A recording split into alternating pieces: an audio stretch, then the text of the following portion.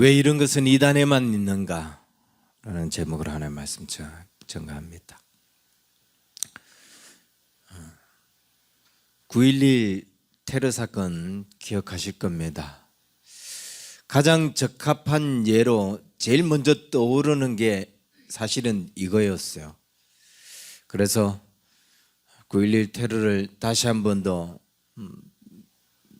언급을 하는데, 정말 2001년 9월 11일 화요일, 그때가 화요일 오전 9시경, 지금도 그 순간 그 장면들이 너무 생생할 정도로 그만큼 충격적이었고 끔찍했던 그런 사건. 현지인들은 얼마나 더 끔찍했을까. 정말 미국인들은 이 사건으로 인하여 많은 트라우마가 생길 정도로, 그러나 많은 치료 방법들이 또 개발될 정도로 정말 끔찍한 사건이었는데, 여전히 우리 머릿속에 기억나는 9.11 테러 이러면은 비행기 2대가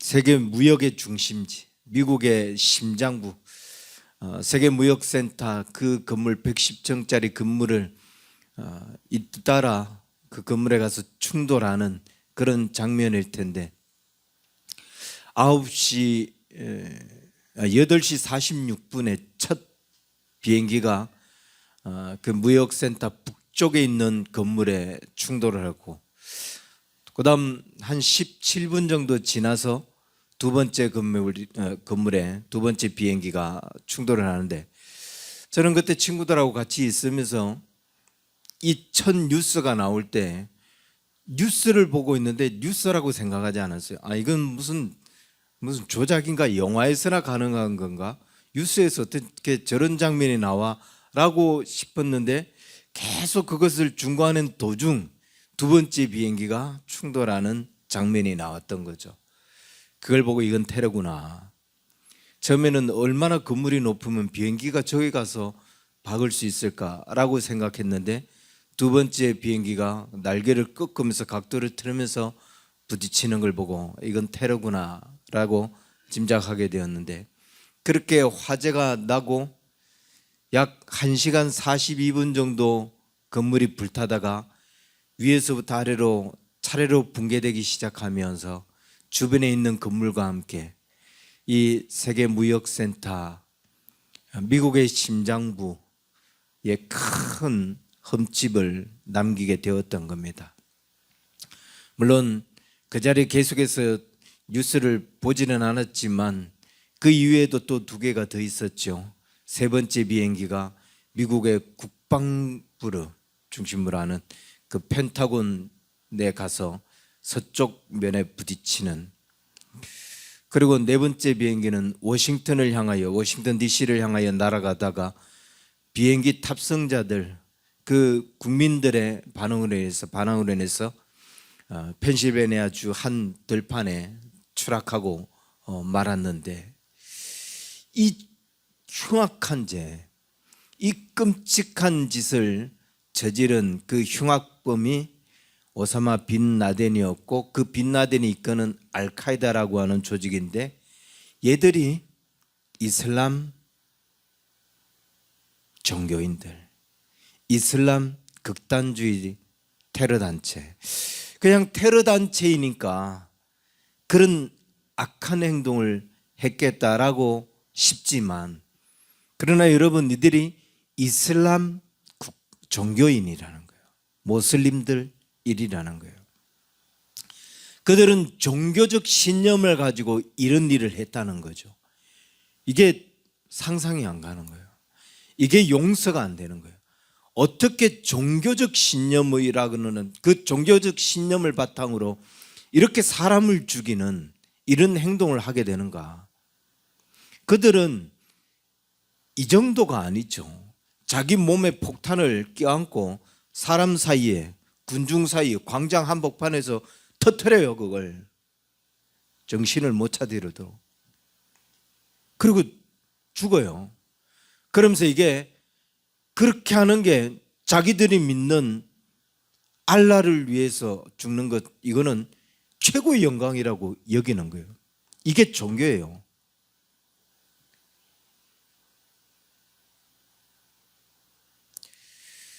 삐뚤어진 신앙, 삐뚤어진 이념, 삐뚤어진 사고, 그게 종교적 신념에 사로잡혀 버리니까 이런 끔찍한 행동을 한다고요.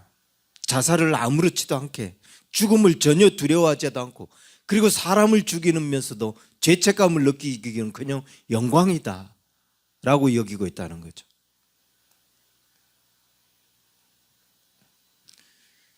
그래서 사람들이 믿는 신념 중에 가장 무서운 것, 가장 힘 있는 것, 가장 강력한 것, 이게 종교적 신념이라고 합니다. 이 종교적 신념은 두려움이, 죽음을 두려워하지 않게 만들어요. 남을 죽이는 것도 아무렇지 않게, 전혀 죄책감을 느끼지 않게 만들어요. 그 삐뚤어진 신념 속에, 그 삐뚤어진 신앙 속에 사로잡히니까, 그게 종교적 신념이라고 하는 여기에 사로잡혀 버리니까, 세상의 어떤 이념들이, 세상의 어떤 철학이 사람을 죽이고도 죄책감을 느끼지 않게 합니까? 죽음조차도 두려워하지 않게 만들어요. 무엇이, 종교적 신념 외에는 이렇게 할 수 있는 게 없다고요.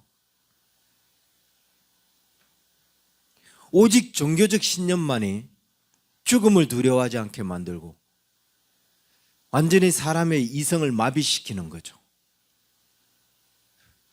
그래서 칼마르크스가 그랬나요? 종교는 민중의 편이다.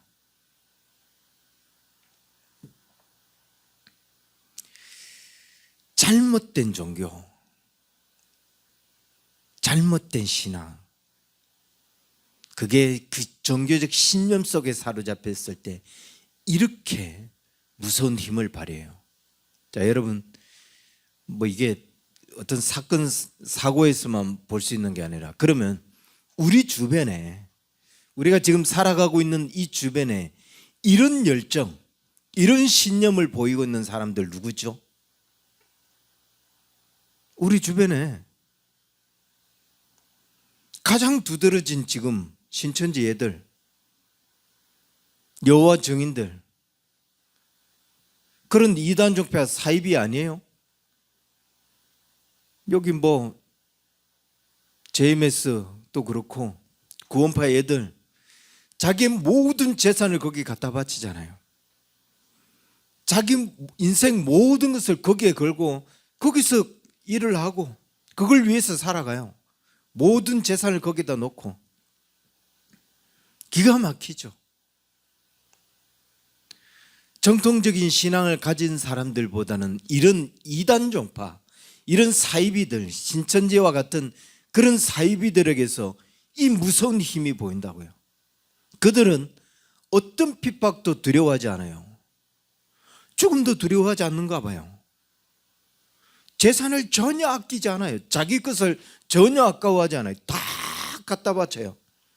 얘들이 집에 전도를 하러 들어와요. 그때 여러분 걔들을 내쫓으면 나가라고 소리치고 욕을 하고 그러면 걔들 뭐라고 하죠? 막 화를 내고 그러나요? 씩 웃어요. 불쾌를 느끼기는 그냥 씩 웃으면서 환하게 웃으면서 나가요. 왜? 이건 지들이 믿는 신을 위해서 자기들이 핍박을 받는 거기 때문에 영광이라고 생각해요.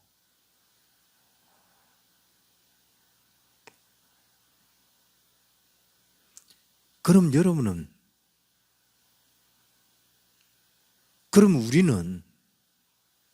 우리는 어떻게 합니까? 우리는 어떻냐는 거예요. 이런 이슬람 극단주의자들, 이런 사이비, 신천지, 얘들은 그렇게 자기들이 믿는 신을 위하여 죽는 것까지 두려워하지 않습니다. 목숨을 아끼지 않는다고요. 그것이 자신이 신을 위하여 할 수 있는 최고의 영광이라고 여겨요. 가진 것을 아까워하지 않아요. 전도를 하는데 사람들이 핍박을 하고 욕을 하는데도 웃으면서 감사하게 여겨요. 이단들은 비록 잘못된 사상, 잘못된 신앙에 빠져서 그런다 쳐도 우리는 그들을 향해서 뭐라고 하죠? 저건 이단이다. 저건 사이비다. 저건 잘못된 신앙에 빠진 것들이다 라고 손가락질하죠. 그럼 여러분은 정통신앙에 빠진 거 아니에요? 여러분은 올바른 종교에 지금 빠져 있는 거 아니에요? 그런데 여러분은 어떻게 신앙생활 합니까? 목숨 걸어요?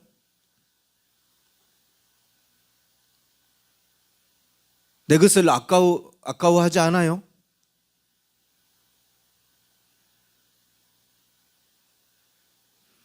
이단에 빠진 애들은 자기 것을 아까워하지 않는데 그들은 목숨을 거는 것조차도 두려워하지 않고 죽을 각오로 그렇게 사는데 그들을 조롱하고 비웃고 저건 이단들이다 라고 말하는 정통 신앙을 가지고 있는 우리 뭐냐 지금? 너희들은 지금 뭐냐? 정통 신앙이라고 이야기하면서 가진 신앙은 그들이 믿고 있는 신앙은 정통인데 그들의 신앙은 정통이 아니에요. 신앙이 이단이에요. 삶이 이단이라고요. 어떻게든 내가 원하는 대로, 어떻게든 내가 하고 싶은 대로, 주님이 원하시는 것이 아니라 내가 좋아하는 대로 정통신앙을 가졌지만 정통 종교를 믿고 있지만 신앙과는 이단 신앙을 가지고 있다고요. 삐뚤어진 신앙. 우리가 정말 주를 위해서 그렇게 목숨을 걸고 그들이 자신의 종교, 자신들이 믿는 그 신을 위하여 그렇게 헌신하고 사는 것처럼 우리도 주를 위하여 그렇게 살고 있는가? 왜 이런 신념, 왜 이런 삶은 사이비 같은 이단 종파에만 나타나야 되는가? 왜 정통신앙을 가졌다라고 하는 우리 기독교인들에게서는 이런 모습을 찾아볼 수 없는가?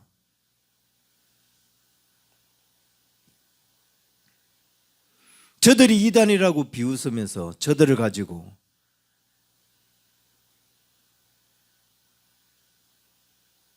근데 우리의 삶은 지금 이단 아니에요. 우리의 삶은 그들을 비웃을 자격이 있어요. 결론적으로 말씀드리면 그들은 삐뚤어졌지만 우리가 보기에 삐뚤어진 신앙이고 삐뚤어진 사상이지만 그들은 자기들이 믿는 그 종교에 대한 이해가 명확하게 되어 있어요. 그들이 믿는 그 종교에 대해서 명확한 이해가 되어 있고 어떻게 살아야 되는지를 알고 있어요. 그런데 우리는 정통신앙이라고 하는데 아직도 어떻게 살아야 되는지 몰라요. 뭐가 진실한 믿음이고 진정한 신앙인지를 모르고 있다고요. 명확한 이해가 없으니까, 아니 이해가 돼도 그렇게 하고 싶지 않은 거예요. 그렇게 살고 싶지 않은 거예요. 그게 무슨 종교인이에요? 그게 무슨 기독교인이에요? 그게 그렇게 살고 싶지 않은데 그 길을 다니고 있어요.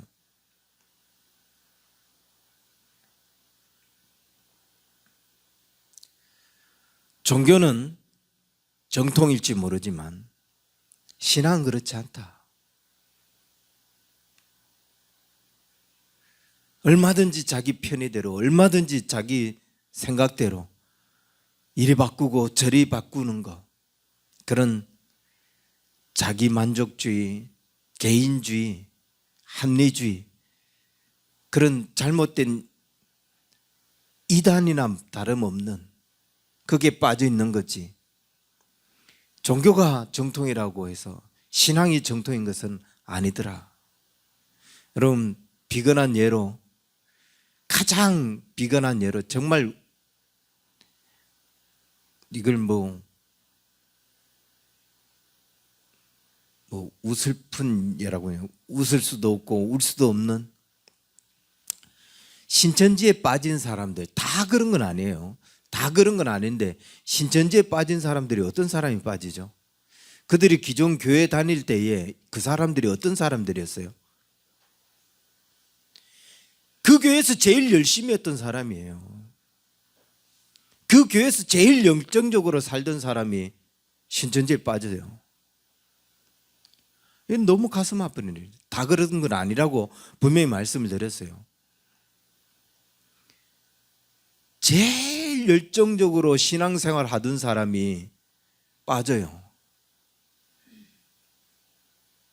그리고 지금 그들이 그곳에 가서 더 열정적으로 살고 있어요.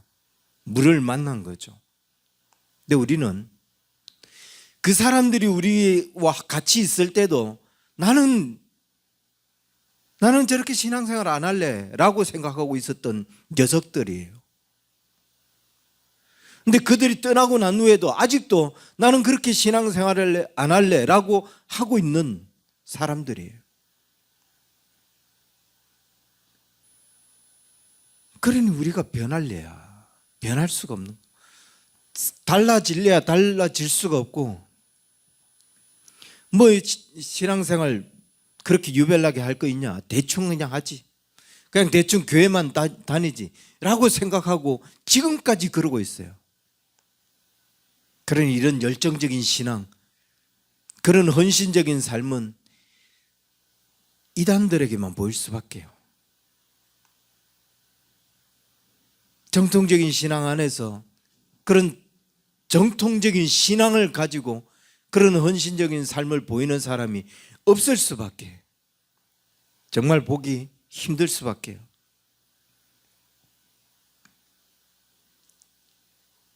제가 어제 한 이야기를 듣고 얼마나 충격을 받았는지, 그런 사람 밑에서 있었던 사람들이 그러니 그 정도밖에 될 수 없겠지, 이야기는 그냥 제 가슴 속에만 담아두겠습니다. 오늘 본문은 그래서 우리에게 그리스도인이라면 가져야 될 바른 신앙관이 뭔지를 이야기합니다. 그리스도인이라면, 정말 하나님의 자녀라면 우리가 어떻게 살아야 되는지를 우리에게 아주 명확하게 말씀해 주고 있어요. 본문은 그 명확한 그리스도인의 삶을 가지고 제자라고 이야기합니다. 제자, 여러분 제자이십니까? 맞아요, 아니에요? 제자가 맞아요, 아니에요? 제자란 신앙을 위해서, 아니 하나님을 위해서 무엇이든지 포기할 수 있고 무엇이든지 버릴 수 있고, 아니 주님을 위해서라면 죽을 각오도 되어 있는 사람, 그게 제자예요. 제자는 그냥 예수님을 따라왔던 무리와 완전히 구별이 됩니다. 무리를 가지고 예수님은 제자라고 말씀하지 않아요. 그냥 주님을 따라왔던 사람들을 가지고 너희가 내 제자다라고 말씀하지 않는다고요. 제자라고 일컬음을 받는 사람은 자기를 부인하고 자기 십자가를 지고 자기 모든 소유를 버리고 자기 목숨까지도 내놓을 수 있는 사람, 그 사람을 가지고 너희가 나의 제자라고 이야기하고 있어요. 무리는 아무것도 손해볼 수 없어요. 아니 손해보려고 하지 않아요. 어떤 희생도 하려고 하지 않아요. 이런 것들이 요구되어지고 이런 주님의 명령이 있어도 나는 그렇게 하고 싶지 않은데, 그리고 얼마든지 뒤돌아가요. 오늘은 이건 나하고 안 어울린다.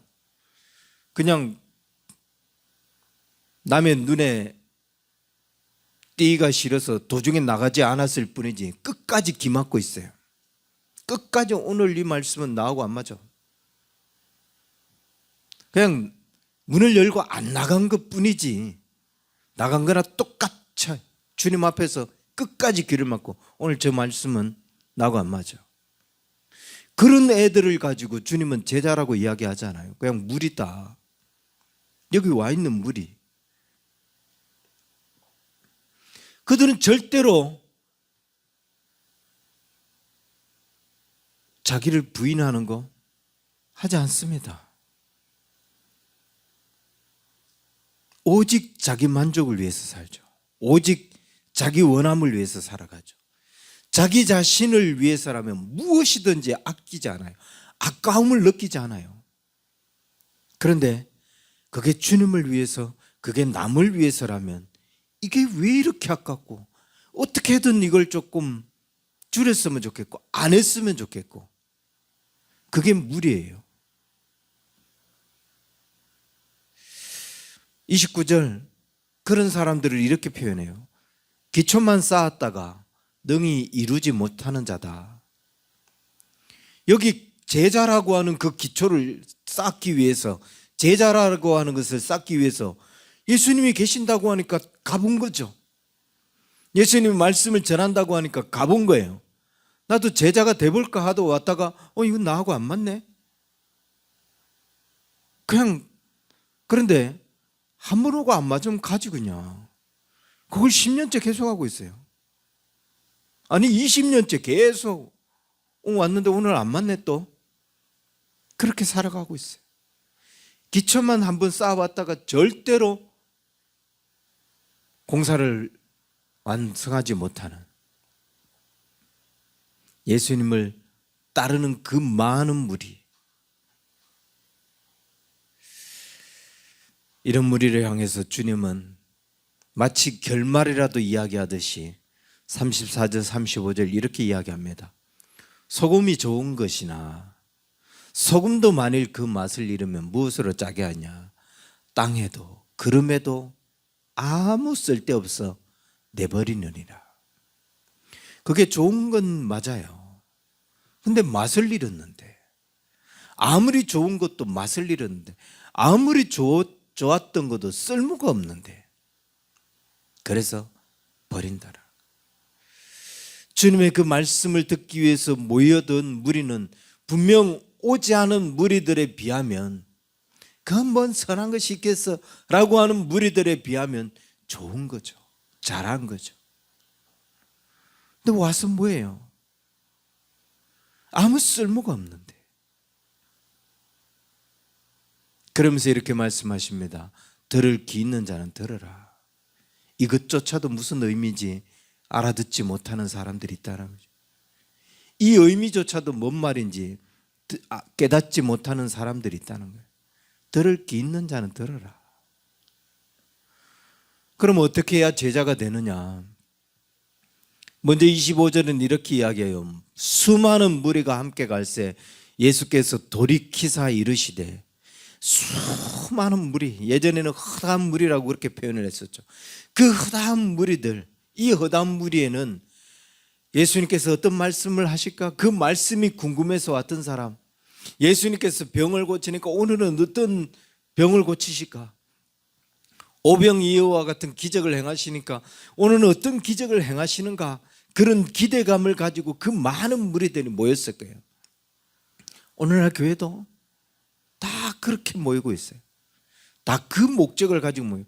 오늘 주님이 어떤 말씀을 하시는가? 오늘 어떤 병을 치료해 주시는가?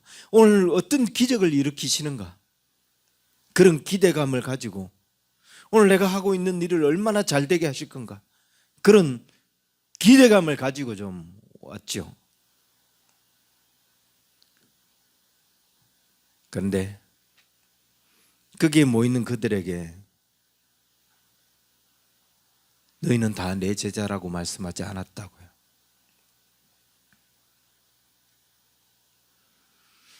내 제자는 이런 자가 돼야 내 제자가 된다라고 말씀하십니다. 그러면서 세 가지 조건을 이야기하죠. 첫 번째, 26절, 무릇 내게 오는 자가 자기 부모와 처자와 형제와 자매와 더욱이 자기 목숨까지 미워하지 아니하면 능히 내 제자가 되지 못하고, 자기 부모와 처자와 형제와 자매와 아니 자기 목숨까지도 미워하지 않으면, 이 미워하지 않는다 이 말을 해석이 안 돼서, 이 말을 오해해서 이건 주를 위해서 그럼 형제를 다 버리라는 거예요? 주를 위해서 그냥 내 목숨까지도 버리라는 거야? 버리는 것, 형제 자매를 증오하는 것으로 그렇게 해석을 해요. 이거는 버리거나 증오해라 라는 것을 의미하는 게 아니라 우선권을 이야기해요. 부모와 형제 자매와 주님을 선택해야 될 상황이 놓이는 거죠. 이때 너 어떻게 해야 되냐? 내 목숨과 주님을 버리는 것, 이걸 선택해야 되는 상황이 놓여있어. 이때 너 뭐 선택할래? 내 목숨을 버리고 주님을 붙잡겠다. 이런 우선권을 이야기하고 있습니다. 이게 이해가 안 되고 이게 해석이 안 되니까 많은 이단자들이 가족을 버리죠. 형제 자매를 버려요. 그래 놓고 거기에 빠져 살아갑니다. 주님은 버리라는 게 아니에요. 내 가족을, 내 부모를 버리라는 게 아니에요. 누구보다도 제일 먼저 하나님께서 우리에게 주신 계명이 뭐예요? 내 부모를 공경하라고 했잖아요. 어디에 우선권을 두고 있느냐를 이야기해요. 그런데 우리가 조롱하고 비웃는 그들은 잘못된 해석에 빠져서 그것을 버려서라도 이렇게 살아가요. 자기 모든 소유를 버려서라도 그렇게 살아가요. 그런데 그들을 조롱하고 비웃는 우리는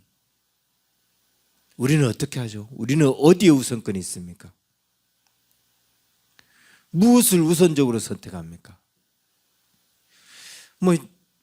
부모와 형제 자매 이런 일들은 아직 경험해 볼 일이 없어서 그래서 우선권을 어디에 둬야 될지 경험하지 못했지만, 자, 여러분의 소유 앞에서, 여러분의 시간 앞에서, 여러분의 일상에서 우선권은 어디에 있어요? 내가 편하고 내가 쉬고 내가 원하는 일을 하는데 우선권이 있습니까? 주의 일에 우선권이 있습니까? 물질, 내가 먹고 사는 것, 내가 입고 생활하는 것에 우선권이 있습니까?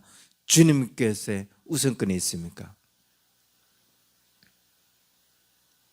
두 번째로 우선권이 어디에 있냐 뿐만 아니라 27절 누구든지 자기 십자가를 지고 나를 따르지 않는 자도 능히 내 제자가 되지 못하리라.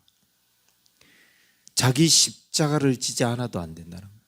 자기 십자가를 지는 게 뭐예요? 여러분이 십자가를 지는 게 뭐죠? 십자가는 크게 두 가지로 나눌 수 있습니다. 내 사명, 그리고 정말 내가 져야 되는 짐, 십자가. 사명은 내가 감당해야 되는 사역이에요. 하나님께서 나를 통해서 내가 이루어가게 하는 일, 이루어야 할 일, 이루기를 원하시는 일, 그게 사명이에요. 근데 매주마다 그 일을, 그 음성을 듣고도 대부분의 그리스도인이라고 하는 사람들은 사명의 문제를 깨닫지 못해요. 들으려고 하지 않기 때문에. 십자가, 자기 인생 끝까지 지고 가야 되는 짐일 수도 있습니다. 그 끝까지 지고 가야 되는 그 짐이, 그게 괴롭고 고통스럽지만, 그러나 여러분 잘 보세요. 그것 때문에 우리가 주님의 필요를 느끼고 있어요. 그것 때문에 기도하죠. 그것 때문에 하나님의 은혜를 구해요. 그게 있었기 때문에 내가 여기까지 신앙생활을 하게 된다고요. 그게 없으면은 홀가분하게 신앙생활을 할지 몰라도 정말 내가 장담컨대 주님 부인할 수도 있어요. 주님 필요 없다라고 말할 수도 있어요. 그것 때문에 우리가 은혜의 자리로 나왔는데, 사도 바울은 내가 죄인 중에 개소라고 하잖아요. 얼마나 그 인생의 쓴뿌리를 하나님께서 주셨는지. 그런데 그게 뭐 신체적인 결함인지 명확하지 않다 할지라도 그냥 그것 때문에 주님의 은혜를 찾잖아요. 그것 때문에 하나님 앞에 나아가잖아요. 계속 하나님의 도우심을 구하잖아요. 짐이 있어요. 십자가가 있다고요. 평생 지고 가야 할 그 십자가. 그게 해결되면 한결 행복할 것 같아도, 한결 인간답게 살 수 있을 것 같아도 그렇지 않다고요. 어떤 삶은 좀 그냥 신앙이나 주님 다 떠나서 삶은 자유로울지 모르지만 내 영혼은 오히려 그것 때문에 더 죽는다고요. 그 십자가, 그것 지고 가지 않는 자도 내게 족하지 않다. 내 제자로 족하지 않다. 자기 십자가를 지나는 말은, 그래서 주님을 따르면서 자기 십자가를 지는 제자가 되라는 말은 너 신앙생활하면서 죽을 각오해 라는 거예요. 매일 눈물 흘리며 매일 주님의 은혜가 아니면 안 된다, 하나님의 도우심이 아니면 나는 살아갈 수 없다, 이거 결단하고 이거 작정하고 와. 주님 도움 없이도 살아갈 수 있다면 너 여기 오지 마. 주님 도움 없으면 살 수 없습니다 라고 그렇게 고백할 작정하고 나를 따르는 자, 그 자가 적합하다라는 거예요.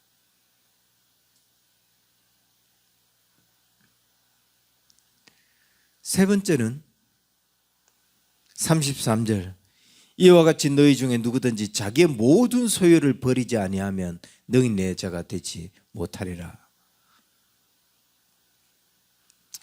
여기서도 소유를 버리라고 했어요. 이 모든 것을 버리고 그럼 가난하게 살라는 거예요. 나는 아무것도 가지지 말고 거지가 돼서 살아가는 것입니까?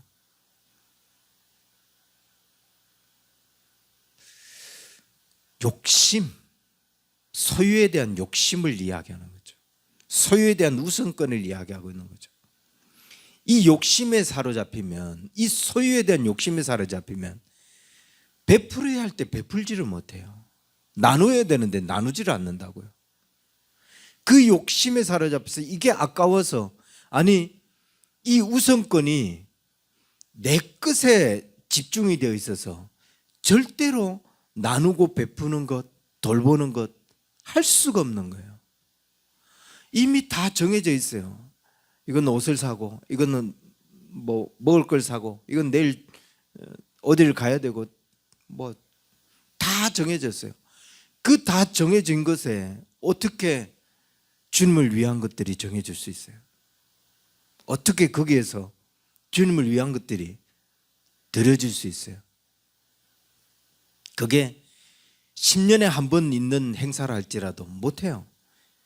1년에 한 번 못해요. 뭐 매주 못해요. 10년에 한 번도 못하는데 어떻게 매주 그걸 합니까? 매일 합니까? 나에게 이미 욕심이 있고 나에게 이미 우선권이 이 소유에 있는데 어떻게 주를 위하여, 어떻게 베풀고 나누는 일에 그것을 내어놓을 수 있느냐. 그런데 다 자기에게 필요한 거고 다 자기에게 급한 일이겠죠. 여러분, 주를 위하여 헌신하는 사람들 보세요. 주를 위하여 나누는 사람들, 그 소유가, 그 욕심이나 우선권이 자기에게 있지 않는 사람들 보세요. 급하지 않는 사람도 어디 있어요? 필요치 않는 사람들 어디 있어요? 다 필요로 여기지만, 다 자기에게 급한 일이지만, 그러나 주께서 나누라고 하실 때, 주께서 급한 일들을, 또 다른 일들을 보게 하실 때 베푸는 거예요. 그래서 소유가 그 욕심과 자기 것에서 아니라 그게 버리지 못하면 내게 적합하지 못하다. 보네프라고 하는 사람이 그래서 이렇게 이야기해요. 주님의 제자가 되는 거, 그리스도께서 우리를 부르실 때는 나보고 죽으라고 부른 거라는 거죠. 너 와서 죽어라라고 명령하시는 거라는 거예요.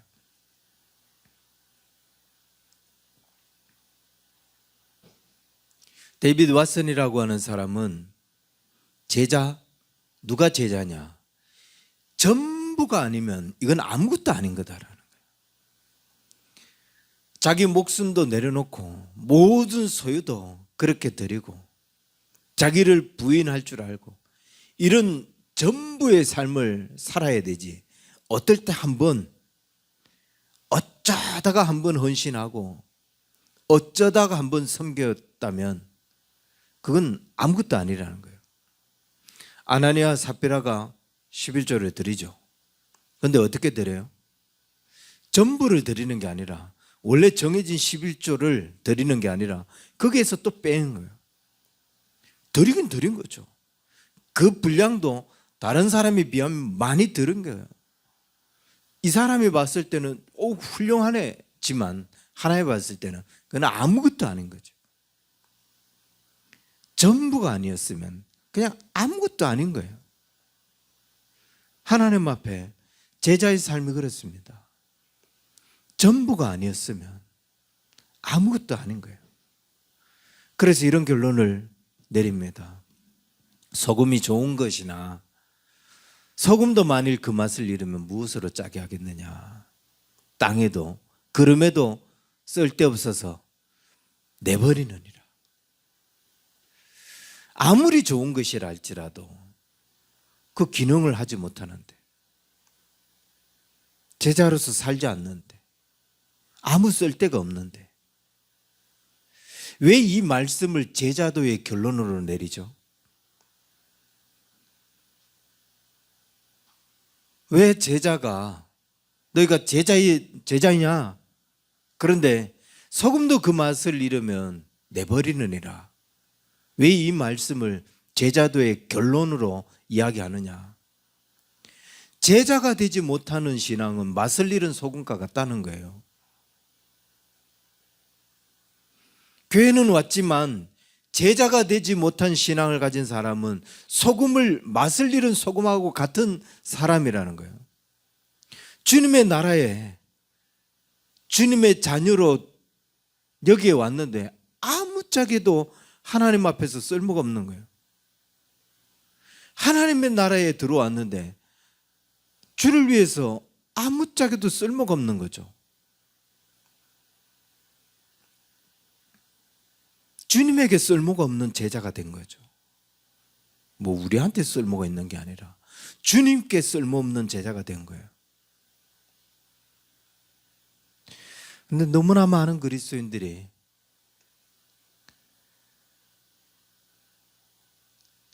여러분, 사탄의 제일 전략이 뭐라고 했어요? 신앙생활을 하는 사람들 믿지 못하게 막 방해하는 거. 그거 절대로 하지 마라. 너 착각하는 거다. 그 그리스도인들이 얼마나 무서운 사람이냐. 못 믿게 하면 할수록 이들은 더 강력하게 헌신한다. 이들은 더 강하게 헌신한다. 핍박하면 핍박할수록 더 신실해진다. 그래서 절대로 믿게 해라. 근데 대충 믿게 해라. 교회 다니긴 다니는데 너무 빠지지 말고 그냥 대충 신앙생활 하게 해라. 이 전략에 너무 많이 빠져가요. 너무 많이 먹혀 들어가요. 우리는 제자입니까? 제자이십니까? 여러분, 주님의 제자인가요? 주를 위하여 모든 것을 드릴 수 있는 사람, 주를 위하여 모든 것을 내어놓을 수 있는 사람, 목숨까지도 버릴 수 있는 사람. 이단자들에게만 많이 보이는 그런 열정, 그런 헌신이 저들에게만 있는 게 아니라 하나님의 자녀들인 우리의 삶에 이런 열정과 이런 헌신의 삶이 더 분명해지고 더 많아지고, 이것이 저들의 것이 아니라 이것이 우리의 것이 되어지는 그런 제자의 삶을 살아가는 우리 언약의 교회 성도들 되기를 주의 이름으로 간절히 축원합니다. 기도하겠습니다. 살아계신 주님, 누가 제자여야 합니까? 주님, 누가 진정한 제자가 되어야 합니까? 주님 앞에 정말 헌신된 삶, 목숨을 기꺼이 버릴 수 있는 이런 희생의 삶을 과연 어떤 사람들이 살아야 합니까? 이단자들에게만 보이는 이런 신념의 모습들이 왜 우리의 삶에서는 나타나지 않고 있습니까? 왜 여전히 우리는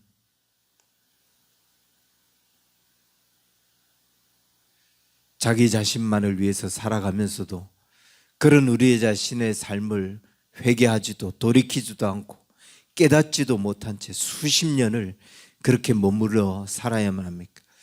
다시금 우리에게 주를 두려워할 수 있게 하시고 말씀을 깨달을 수 있게 하시고 우리의 신앙이 이미 잘못되어 있음을 깨달을 수 있도록 도와주셔서 온전한 믿음으로 우리가 믿는 신앙이 정통신앙이라면, 종교가 정통종교라면 우리의 신앙도 정통적인 신앙이 되어질 수 있도록 무리가 아닌 제자 속에 들어갈 수 있는 우리 언약의 성도들 다 될 수 있도록 주님 축복하여 주옵소서. 이제는 우리 주 예수 그리스도의 은혜와 하나님 아버지의 크신 사랑과 성령님의 인도하심이 주의 부르심 앞에 모든 것을 내어놓고 모든 것을 드릴 수 있는 제자들과 되기를 소망하는 우리 언약의 성도들 저들의 모든 삶에 이제로부터 영원토록 항상 함께 있을지어다. 아멘.